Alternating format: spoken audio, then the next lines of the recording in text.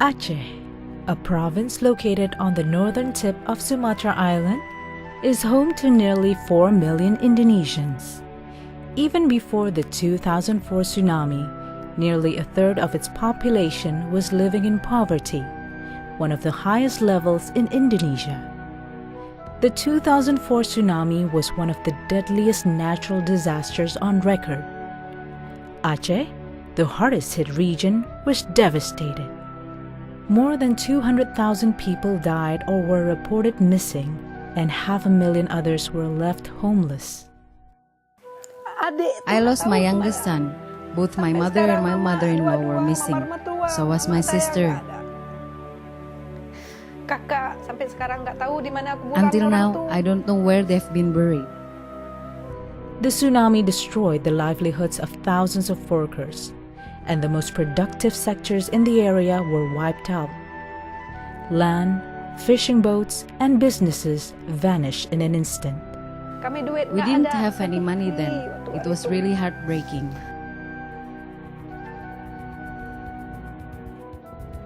In response to the disaster, international aid organizations quickly mobilized, providing emergency food, shelter, and medical care to the survivors.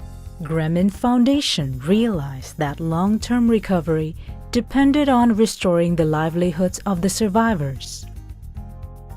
We wish we had startup money to start our business so we could send our kids to school. In the year following the disaster, unemployment in Aceh increased nearly 400%, and more than half the population was living in poverty.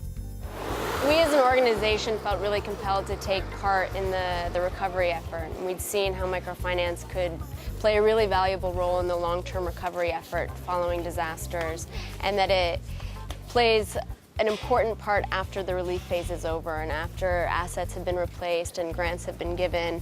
That credit given to women can really help them rebuild their lives. By providing credit, microfinance institutions can help poor women to start or expand tiny businesses. Grameen Foundation provides funding for microloans and technical support to these institutions, allowing them to reach more poor people more effectively. In 2005, Grameen Foundation began collaborating with Mitra Duafa, a local microfinance institution. Soon, Mitra Duafa opened its first branch in Darussalam, one of the worst affected towns in Banda Aceh. With support from Grameen Foundation, Mitra Duafa began to provide microloans to women in the affected areas. These loans enabled them to start or restart their small businesses and increase their household income. Then Mitra Duafa came. We couldn't believe how they trusted us. We had nothing. We had no jewelry. We didn't even have a TV. What would they take if we couldn't repay Mitra Duafa? One of Mitra Duafa's first clients from Darussalam was Rahmati. She and her family lost everything during tsunami, including her youngest son. Rahmati and her family were still living in temporary barracks when they were approached by Mitra Duafa. Determined to provide for her family, Rahmati took out her first loan to start a business. I used my first loan as startup money to start my business in making traditional banana snacks. I bought pots and pans, sugar, flour and eggs to make snacks and deliver them to the shops.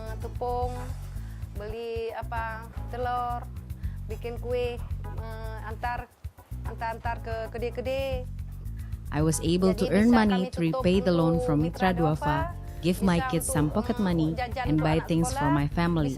I've gradually been able to save. These loans are based on social collateral. The 30 women in Rahmati's group support one another and hold each other accountable. These women face the same challenges and share the same tragedy. They were all homeless and living in temporary barracks before they received their loans. All lost family members to the tsunami. Now, in her fourth loan cycle, Rahmati has expanded her business. In addition to making and selling pisang sale, a traditional snack of deep-fried bananas, she now buys bottled water wholesale to sell to her neighbors and local shops. At first, I didn't even have a TV, but now I've come so far, I can even buy a piece of land. In 2007, the American Red Cross partnered with Gremin Foundation and Mitra Duafa to expand microcredit throughout Aceh. As a result of this support, Gremin Foundation helped Mitra Duafa open 6 more branches. These 6 branches will ultimately reach more 18,000 poor women. Dori is borrower from one of the newly opened branches. The tsunami leveled the small fishing village where she lived. While all of her family members survived, their home and business did not. Last year, Mitra Duafa loaned her money to build up her small business selling kerupuk, traditional chips. What started as a small family business now employs members of her community, transforming their lives and hers. I employ people from the neighborhood. Today there are 8 people here, but usually there are 11 people working together. I pay them according to their work hours. There are people who come to me looking for work, but sometimes I look for them. In the 4 years since Gremin Foundation first partnered with Mitra Duafa, their microfinance services have benefited over 13,000 families in Aceh. With such good progress in Aceh today, our hope is that Mitra Duafa can continue to grow to serve many more poor people in Aceh. Together, Gremin Foundation and Mitra Duafa have seen the profound impact microfinance has had in the lives of tsunami survivors and are committed to providing a better life for the poor tsunami survivors of Aceh.